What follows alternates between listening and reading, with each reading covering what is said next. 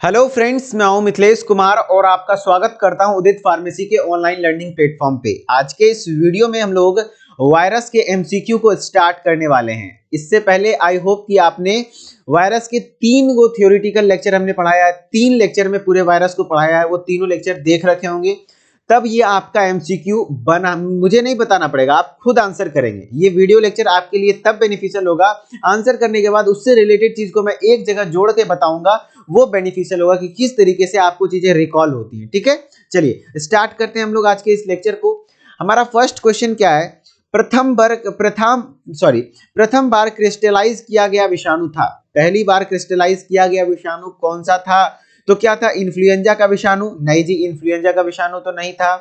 फूल गोभी का चितेरा विषाणु? नहीं। तंबाकू का चितेरा विषाणु यानी टोबैको मोजाइक वायरस? जी हाँ, टोबैको मोजाइक वायरस ही तो था जो कि पहली बार क्रिस्टलाइज किया गया वायरस था, जिसको कि क्रिस्टल के रूप में देखा था। किसने पहली बार किसी वायरस को क्रिस्टल के रूप में किसने पाया था? तो डब्ल्यू स्टेनले ने। किसने? डब्ल्यू स्टेनले ने, याद है? डब्ल्यू स्टेनले ने। तो डब्ल्यू स्टेनले ने पहली बार किसी वायरस को रवे के रूप में यानी क्रिस्टल के रूप में देखा था। तो वो कौन से वायरस को देखा था? तो टीएमबी को। ठीक है, और हम लोग टीएमबी के बारे में क्या बात कर सकते हैं? टोबैको मोजाइक वायरस से क्या इंपॉर्टेंट बात है कि टोबैको मोजाइक वायरस क्या है? एक प्लांट वायरस है, पादप को इन्फेक्ट करने वाला है, तंबाकू के पौधे पर चितेरा रोग उत्पन्न करता है। ठीक है, इसका जेनेटिक मटेरियल क्या है? तो इसके जेनेटिक मटेरियल में आरएनए होता है, और आरएनए कैसा होता है? सिंगल स्ट्रैंडेड आरएनए होता है, एकल सूत्री आरएनए होता है टोबैको मोजाइक वायरस में। ठीक है, और हम लोग इससे रिलेटेड और कोई खास बात नहीं है। चलिए आगे बढ़ते हैं। हमारा सेकंड क्वेश्चन क्या है? विषाणु रासायनिक रूप से बने होते हैं। जो वायरसेस बने होते हैं वो किससे बने होते हैं? आप बताइए। कार्बोहाइड्रेट से, लिपिड से, किससे? लिपिड से, न्यूक्लियोप्रोटीन से, या प्रोटीन से? तो आपका आंसर क्या चला जाएगा? न्यूक्लियोप्रोटीन से। क्यों चला जाएगा? क्योंकि हमने बता रखा है कि जो वायरस है यानी विषाणु है वो किससे मिलकर बने होते हैं? न्यूक्लिक एसिड प्लस प्रोटीन से। न्यूक्लिक एसिड प्लस प्रोटीन से, और ये दोनों जब मिलता है तो एक कॉमन टर्म बनता है। वो क्या बनता है?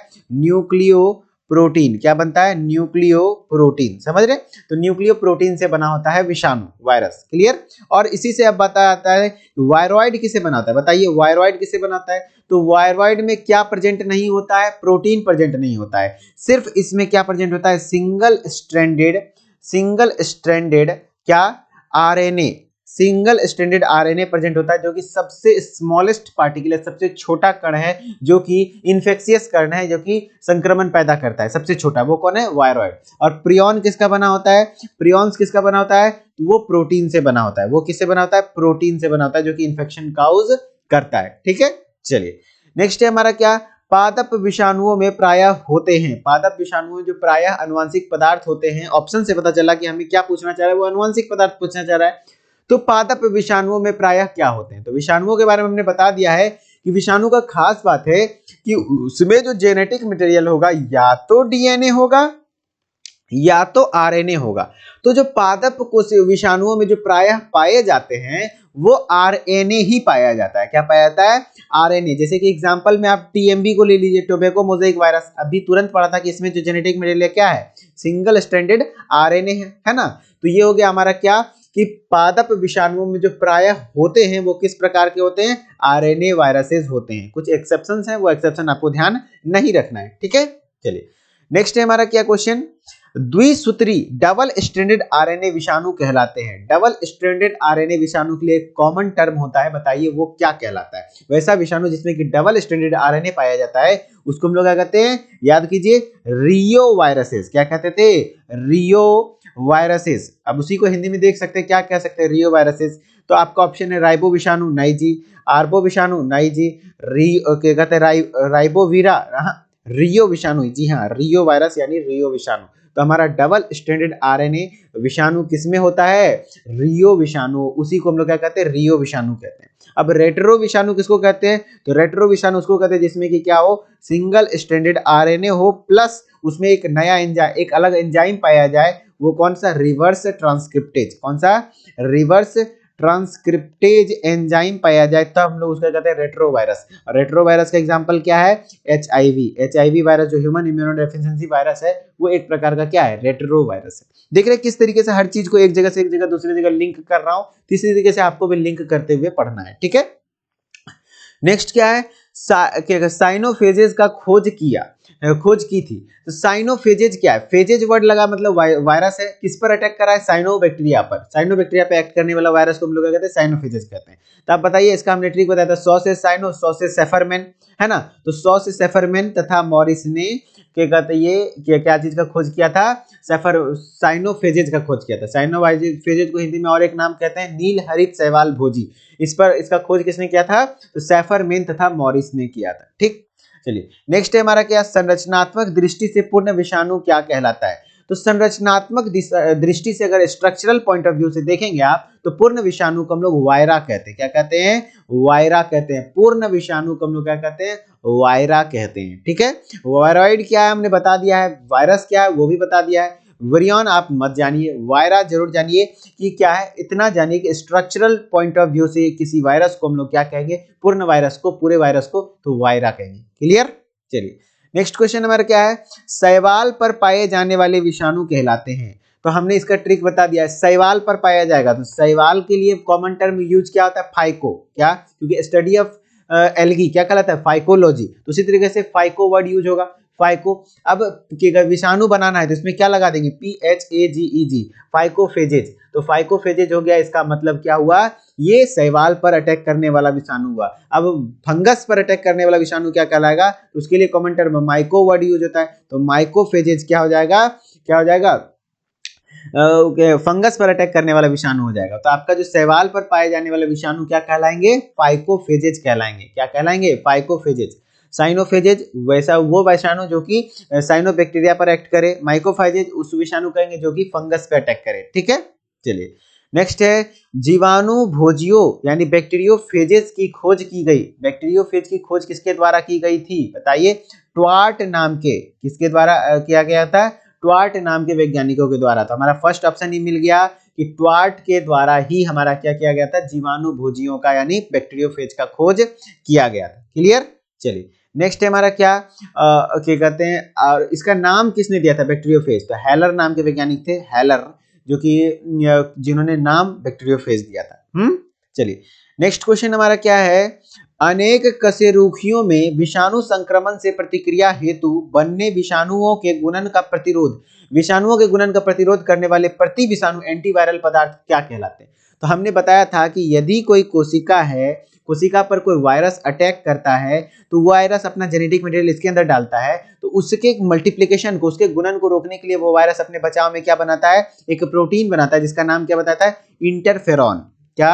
इंटरफेरॉन प्रोटीन का नाम था, जो कि अपने को भी बचाता है और सामने जो सेल्स हैं उसको भी बचाता है कि अब तुम पे भी वायरस अटैक करने वाला है। तो ये एक एंटीवायरल पदार्थ हो गया ना। इसका नाम क्या होता है? इंटरफेरॉन। क्या होता है? इंटरफेरॉन। तो इंटरफेरॉन हो गया हमारा। बताइए इंटरफेरॉन के खोजकर्ता कौन थे? किन्होंने खोजा था? हमने बताया था ना, इंटर तक कौन पढ़ा है? तो आइजैक न्यूटन साहब थे ना। तो आइजैक न्यूटन यहाँ नहीं, बस आइजैक नाम के वैज्ञानिक थे, आइजैक नाम के वैज्ञानिक थे, उनका याद रख लेना, आइजैक, ठीक है। इंटरफेरॉन का खोज किए थे। ओके नेक्स्ट क्वेश्चन हमारा क्या है कि विषाणुओं के रोचक लक्षणों में एक होता है कि ये विषाणुओं का कोई एक लक्षण, जैसे कि विषाणु के बहुत सारे कैरेक्टरिस्टिक्स पढ़ा है, उसमें से कौन सा एक लक्षण है इस ऑप्शन के अनुसार?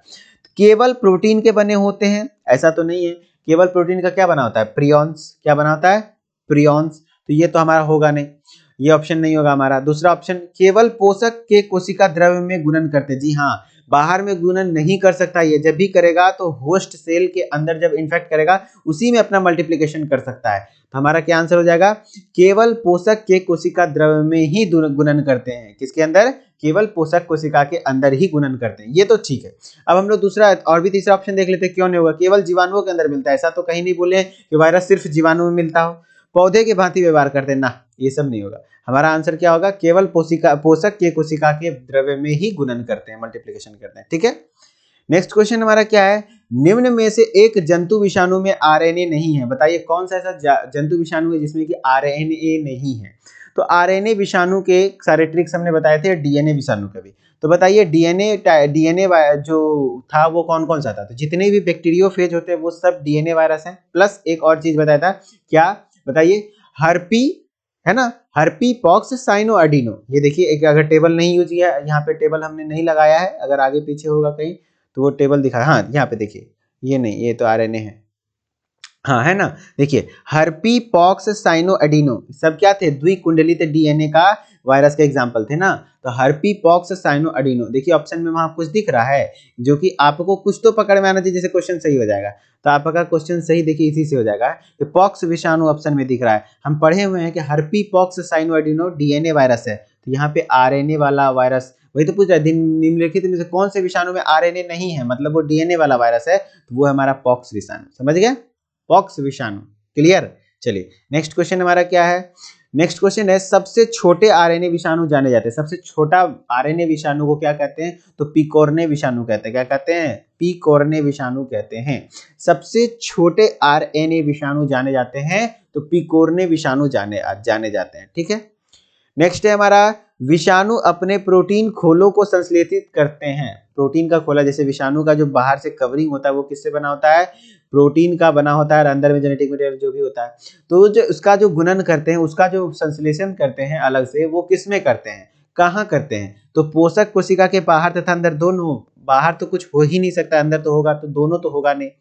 पोषक कोशिका के अंदर, जी हाँ, जब भी करेंगे तो पोषक कोशिका के अंदर ही करेंगे, कोई भी चीज संश्लेषित करना हो, गुणन करना हो, क्योंकि अंदर ही वो जीव के जैसा काम करता है, बाहर में तो वो निर्जीव हो जाता है। ठीक है, ये हमारा आंसर हो जाएगा। ठीक है, चलिए नेक्स्ट क्वेश्चन हमारा क्या है? कोलीफेज क्रॉस 174, यानी 5 क्रॉस, इसका पूरा नाम है 5 क्रॉस 174 होता है। तो हमने बता रखा है कि कोलीफेज, कोलीफेज किसके नाम पे है? ई कोलाई बैक्टीरिया के नाम पे है ना। और ई कोलाई क्या बैक्टीरिया है, और बैक्टीरिया पे एक्ट करने वाला फेज अगर है, वायरस है, तो बैक्टीरियोफेज कहते हैं। और बैक्टीरियोफेज के बारे में कॉमन टर्म पढ़ चुके हैं कि इसमें जो क्या होता है, जेनेटिक मटेरियल होता है, वो डबल स्ट्रैंडेड डीएनए होता है। क्या होता है? डबल स्ट्रैंडेड डीएनए, यानी द्विकुंडलित डीएनए पाया जाएगा। लेकिन इसका भी क्या एक्सेप्शन था? अक्सर पूछा जाता है ये एक्सेप्शन। दो एक्सेप्शन था, एक था 5 क्रॉस 174 और एक था S13। तो इस दोनों में ना सिंगल स्ट्रैंडेड डीएनए पाया जाता है, एकल सूत्री डीएनए। समझ रहे? तो आपका आंसर क्या हो जाएगा? एकल सूत्री डीएनए। देखिए एक सूत्री डीएनए है ना, तो एक सूत्री डीएनए, तो कैसे फंसाएगा देख रहे हैं ना, तो एक सूत्री डीएनए आपका आंसर हो जाएगा। ठीक, नेक्स्ट क्वेश्चन पे आते हैं हम लोग। विषाणुओं का वह समूह जो नीले हरे शैवाल पर आक्रमण करता है क्या कहलाता है? तो हमने बता रखा है, नीले हरे शैवाल यानी क्या बात कर रहे हैं? नील हरित शैवाल किसको कहते हैं? तो ब्लू ग्रीन एल्गी साइनोबैक्टीरिया को कहते हैं। किसको कहते हैं? साइनोबैक्टीरिया को कहते हैं। और साइनोबैक्टीरिया पे एक्ट करने वाला वायरस क्या बनेगा? साइनो PHAGEG, साइनोफेजेज हो गया ना। तो आपका आंसर देखिए साइनोफेजेज है ऑप्शन, तो आपका आंसर क्या हो जाएगा? साइनोफेजेज। विषाणुओं का वह समूह जो नीले हरे शैवालों पर आक्रमण करता है वो क्या कहलाता है? साइनोफेजेज। तो दिमाग खोल के रखिए। देखिए कई सारे स्टूडेंट ऐसे होते हैं ना जो सिर्फ सोचते हैं, क्या करते हैं? सोचते हैं, लेकिन काम नहीं करते हैं, पढ़ते नहीं है। और जब तक वो पढ़ेंगे नहीं तो उनका सिलेक्शन नहीं होगा, याद रखिएगा। कोई भी एंट्रेंस एग्जाम इतना इजी क्लियर नहीं होता है, थोड़ा सा उसके लिए, क्योंकि आप सरकारी कॉलेज में पढ़ने जाना चाहते हैं ना, तो सरकारी कॉलेज के लिए थोड़ा सा स्ट्रगल मांगता है, थोड़ा सा पेशेंस मांगता है, थोड़ा सा पढ़ने का मन होना चाहिए आपका। सिर्फ सोचने से कुछ नहीं होगा। ठीक है, इसके लिए तो आपको सिर्फ सोचने से क्या हो सकता है? तो इसके लिए 2-3 लाइन मैं बोलना चाहूंगा जो कि आप सुनिए, थोड़ा सा मोटिवेशन हो सके तो हो जाए, थोड़ा एक्टिव हो जाए, हो सके सो रहे हो तो जग जाए आप। सोचने से कहाँ मिलते हैं तमन्नाओं के शहर? समझ रहे? तमन्नाओं के शहर, जो भी आपका तमन्ना है कि इस कॉलेज में पढ़ेंगे, उस कॉलेज में पढ़ेंगे, तो सोचने से कहाँ मिलते हैं तमन्नाओं के शहर, चलना भी जरूरी है मंजिल पाने के लिए। समझ रहे हैं ना?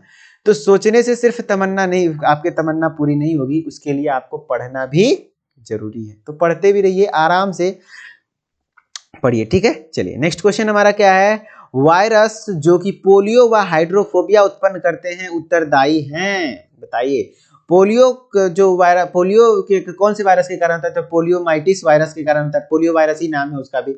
हाइड्रोफोबिया किस वायरस के कारण होता है? तो रेबीज वायरस के कारण होता है। किसके कारण? रेबीज। खास बात है कि ये जो पोलियो और हाइड्रोफोबिया होता है, हाइड्रोफोबिया यानी पानी से डर लगना, दोनों में ना क्या होता है, हमारे नर्वस सिस्टम, नर्व्स टिश्यू को ही डैमेज कर देता है। क्या कर देता है? नर्व्स टिश्यू यानी हमारा जो न्यूरॉन है उसको डैमेज कर देता है, हमारा जो तंत्रिका तंत्र है उसको डैमेज कर देता है।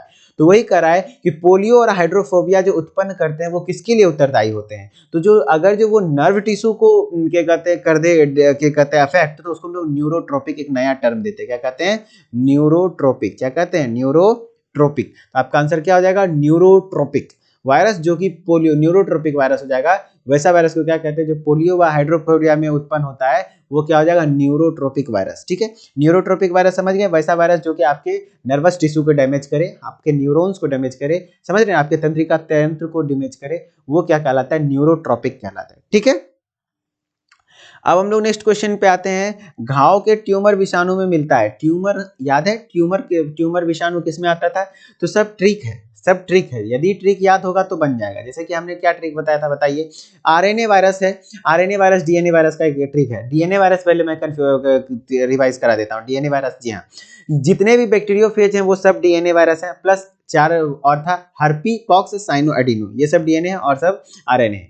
ठीक है, अब आरएनए के कुछ एग्जांपल है। आरएनए में सिंगल स्ट्रैंडेड आरएनए बहुत सारा है और कुछ डबल स्ट्रैंडेड आरएनए है। तो सिंगल स्ट्रैंडेड आरएनए का ट्रिक क्या था? लेके पोलियो इन्हें तुम आओ, लेके पोलियो इन्हें तुम आओ, तब एगो आरएनए देंगे। ठीक है, लेके मैंने ल्यूकेमिया, पोलियो वायरस है ना, देखिए सिंगल स्ट्रैंडेड आरएनए मिल गया आंसर। देखिए लेके पोलियो, अच्छा ट्यूमर के बारे में पूछ रहा है। लेके पोलियो इन्हें मतलब इन्फ्लुएंजा, तुम मैंने तंबाकू, ये तंबाकू मुझे एक विषाणु, ये सब क्या है? सिंगल स्ट्रैंडेड आरएनए वाले हैं।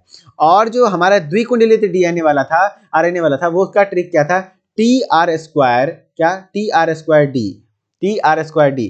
टी मैंने ट्यूमर, आर मैंने रियो वायरस, और क्या कहते हैं? राइस ड्वार्फ विषाणु। ठीक है, और डी मैंने डाई, मतलब डबल स्टैंडर्ड आरएनए पाया जाता है। तो टी मैंने ट्यूमर आ गया ना। देखिए ट्यूमर विषाणु क्या था, तो याद करना पड़ेगा। ट्यूमर विषाणु क्या था? द्विकुंडलित आरएनए था। क्या था? द्विकुंडलित आरएनए। तो द्विसूत्री आरएनए आपका आंसर चल जाएगा कि ट्यूमर विषाणु में जो मिलता है वो क्या मिलता है? द्विसूत्री आरएनए मिलता है। क्लियर?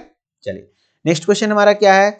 साइनोफेजेज में अनुवांशिक पदार्थ है। तो साइनोफेजेज में अनुवांशिक पदार्थ है, याद रखिए। साइनोफेजेज कहाँ पे पढ़े थे? याद है? हर्पी पॉक्स साइनो एडिनो, याद है? हर्पी पॉक्स साइनो एडिनो, ये वाला देखिए, हर्पी पॉक्स साइनो एडिनो। तो साइनो किस में पढ़े थे? डीएनए में, और भी कैसा? Double standard DNA. तो आपका क्या हो जाएगा आंसर? डीएनए। क्या हो जाएगा? डीएनए। डीएनए इसमें अनुवांशिक पदार्थ होता है। इसमें जो अनुवांशिक पदार्थ होता है वो क्या होता है? डीएनए होता है। ठीक, चलिए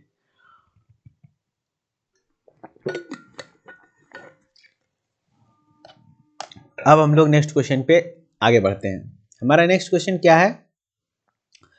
नेक्स्ट क्वेश्चन है हमारा, कोशिका सिद्धांत के लिए निम्न में से एक अपवाद है। कोशिका सिद्धांत का अपवाद क्या है बताइए? कोशिका सिद्धांत के अनुसार था कि जितने भी जीव हैं वो सब कोशिकाओं से ही मिलकर बने होते हैं। ठीक है, तो यहाँ पे ये तो ए सेलुलर स्ट्रक्चर है, याद है? ए सेल्यूलर स्ट्रक्चर और कोशिकीय है, इसमें कोई भी सेल का पार्ट नहीं पाया जाता है। तो इस कारण से ये कोशिका सिद्धांत का अपवाद भी है। कौन? विषाणु। कौन? विषाणु, वायरस।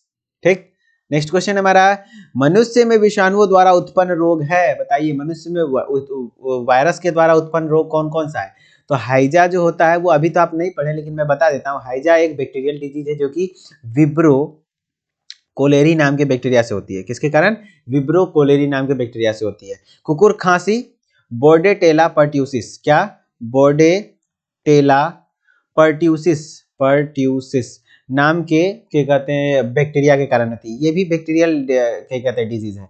और प्लेग भी क्या है? बैक्टीरियल डिजीज है। तो इस कारण से ये तीनों क्या हुआ, आपका तो नहीं होगा, लेकिन पोलियो तो आपको पता है ना विषाणु के द्वारा होता है, पोलियोमाइटिस विषाणु के कारण। और पोलियो किस प्रकार का विषाणु है? इसमें कौन सा जेनेटिक मटेरियल होता है? तो लेके पोलियो इन्हें तुम आओ, तब एगो आरएनए देंगे। तो सिंगल स्ट्रैंडेड आरएनए होता है ना, इसमें जेनेटिक मटेरियल क्या होता है? सिंगल स्ट्रैंडेड आरएनए होता है। ठीक, चलिए नेक्स्ट है हमारा क्या? जीवाणु भोजी बना होता है। जीवाणु भोजी मतलब क्या हुआ? बैक्टीरियोफेज बना होता है किससे? डीएनए से। नहीं, सिर्फ डीएनए थोड़ी होता है, न्यूक्लियोप्रोटीन से। जी हाँ, न्यूक्लिक एसिड प्लस प्रोटीन दोनों मिलकर बना होता है। तो इसलिए जीवाणु भोजी किससे बना होता है? न्यूक्लियोप्रोटीन से। केवल प्रोटीन से नहीं हो सकता है, कार्बन तथा नाइट्रोजन, ये कहां से आ गया? तो आपका आंसर क्या हो जाएगा? न्यूक्लियोप्रोटीन से। क्लियर हुआ? चलिए नेक्स्ट क्वेश्चन हमारा क्या है? निम्न में से कौन सा जीव अगार माध्यम में वृद्धि नहीं करेगा? अगार माध्यम में वृद्धि नहीं करने की बात हो रही है। अगार माध्यम होता क्या है? तो देखिए जब लैब में हम कोई एक पेट्री डिश रेडी करते हैं, जैसे ये हमारा क्या है, पेट्री डिश है, ये हमारा पेट्री डिश है, इस पर अगार जेल डालते हैं, अगार समुद्री घास से निकाला हुआ जेल है, उस पर डालते हैं, उस पर कोई भी माइक्रो ऑर्गेनिज्म बहुत अच्छे से ग्रो कर पाता है, उस पर फिर हम उसको स्टडी करते हैं। तो उसमें से कौन ऐसा ऑप्शन है जो कि ग्रो नहीं करेगा, मतलब लैब में ग्रो नहीं करेगा, अगार में ग्रो नहीं करेगा, तो वो क्या है, पेनिसिलियम। कौन ग्रो नहीं करेगा, जो क्या कहते हैं, आप वायरस के बारे में याद है, वायरस क्या करता है, सिर्फ ग्रो कहाँ करता है, वो होस्ट सेल के अंदर, किसी जीवित कोशिका के अंदर जाएगा तब। तो जब यहाँ पे कोई जीवित कोशिका है ही नहीं, अगार जेल के ऊपर कभी ग्रो नहीं करेगा, तो आपका और सब तो ग्रो करेगा ही, चाहे वो पेनिसिलियम हो, बैक्टीरिया है, या फिर ब्रेड फफूंदी है, या ईस्ट है, सब ग्रो करेगा, लेकिन विषाणु कभी ग्रो नहीं करेगा। क्यों? क्योंकि ये बाहर एक तरीके से नॉन लिविंग के जैसा काम करता है, नॉन लिविंग के रूप में तो वृद्धि नहीं करेगा ना, इसका रिप्रोडक्शन भी नहीं होगा, समझ रहे। चलिए नेक्स्ट क्वेश्चन हमारा क्या है, एक जीवाणु भोजी पहचाना जा सकता है अपनी किस आकृति के द्वारा।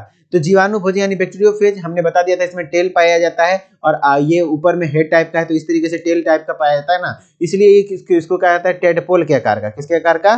टेडपोल आकार का। और टेडपोल किसको कहते हैं? लार्वा। किसका लार्वा? फ्रॉग के लार्वा, मेढक के बच्चा को टेडपोल कहते हैं। तो टेडपोल आकृति के द्वारा आप बैक्टीरियोफेज को पहचान सकते हैं। क्लियर? चलिए आज का क्वेश्चन हमारा यहीं तक था। पार्ट 1 में हम लोग काफी क्वेश्चन किए और पार्ट 2 में और भी क्वेश्चंस करेंगे। आई होप कि आपको चीजें समझ में आ रही होंगी और आप मन से पढ़ रहे होंगे। बढ़िया से पढ़िए, खूब मन लगा के पढ़िए, नोट्स बनाइए, बार बार रिवाइज कीजिए चीजों को, सिलेक्शन कंफर्म हो जाएगा। ठीक है, चलिए मिलते हैं नेक्स्ट लेक्चर में, तब तक के लिए धन्यवाद। Okay, bye bye.